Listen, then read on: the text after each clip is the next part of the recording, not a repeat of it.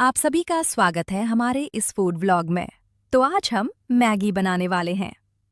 तो मैगी बनाने के लिए हमें ये सब ले लेना होगा। मटर, हरी मिर्च, टमाटर, शिमला मिर्च, गाजर, प्याज।